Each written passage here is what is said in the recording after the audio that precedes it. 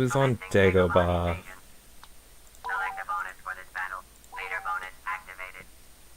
I'm being judged. Being judged for my episode 3 love. I don't even care. I don't even care, Kylers. And I'm pretty sure I know who you are. I have a very good idea who you are. Oh, yay, Grievous. Yeah, I get a lot of shit for my love of the prequels. They're like, don't get me wrong. They don't compare to the originals, though I do think they compare to episode 6, because there's a lot of things I don't like about episode 6. But even episode 1 and 2, I hear 2 gets a lot of hate, and I never get that too much, but, well, I do, but, even 1 and 2 I love. And I get why 2's a bad movie. I obviously get, like, why 1's bad. I can barely stand 1 myself, it's only that I like aspects. Oh, what am I correct about? I just saw haha correct.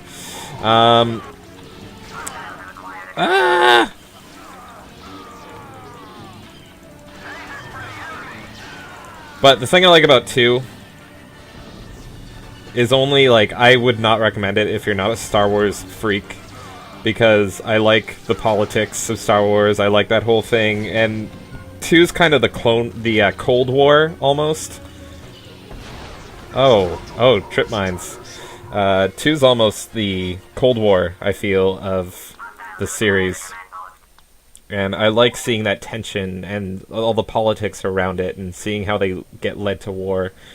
Yeah, no, 3's unanimously the best of the first trilogy. There's so much I love about 3. There's very little things I hate about 3. Obviously, the no scene is one of them, and how like I mentioned, I hate how Grievous is portrayed. Even though that's technically his only proper portrayal, but still. But yeah, no, I think 2's great. I think the Battle of Geonosha's great. I used to defend... when I was a teenager, I used to even defend all the love scenes on Naboo with Padme and Anakin. And my defense, past tense...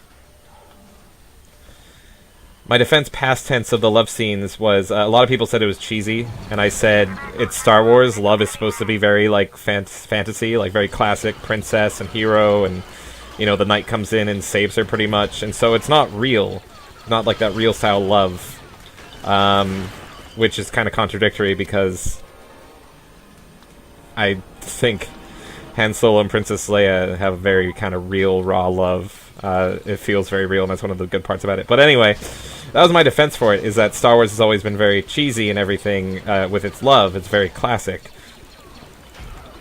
But now every time I see that scene again, all those Naboo scenes, I kind of cringe. I kind of understand why it's so bad. And it's so uncomfortable and unnecessary. You just really don't need... You really don't need all that lovin', all that, like, uncomfortable rolling in the fields of Naboo on banthas or whatever they were, and the CGI apple being sliced for. It's like, just fucking pick it up. You're just showing that you're gonna be lazy later on when you're married if you can't even fucking pick up an apple. Jesus Christ. I think it was an apple.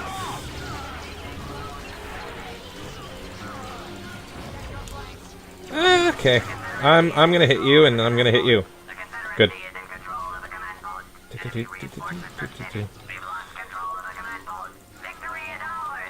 So that is kind of the one thing in Star Wars. I usually really stick to my beliefs in Star Wars and what I like and don't like. But that is probably one of the few things I've actually gone back on, is that, yes, even though I do love... Crap. That'll be taken out of context. Even though I do love Attack of the Clones as a whole, I think it's great. That love scene is really uncomfortable and cringy. Maybe it's been too long. But one thing I also defended about Episode 2, and I still do, maybe because it's been too long since I've seen that scene, is the whole Anakin mother scene in Episode 2. When he comes back and he does that that monologue where he killed the women and the children. I don't know. My memory of it, at least, it was great. I loved it. Oh, sorry, buddy. I always loved that scene, just because it was kind of the first sense you got of him being like, oh, fuck. Like, this is the very first sense of him going, oh, hey, last guy. This is the first sense of him going bad. And I thought it was done well. It gave me chills back in the day when I was a kid. Maybe I won't now, I don't know. And that's why I like the movies that everyone hates. Ta-da!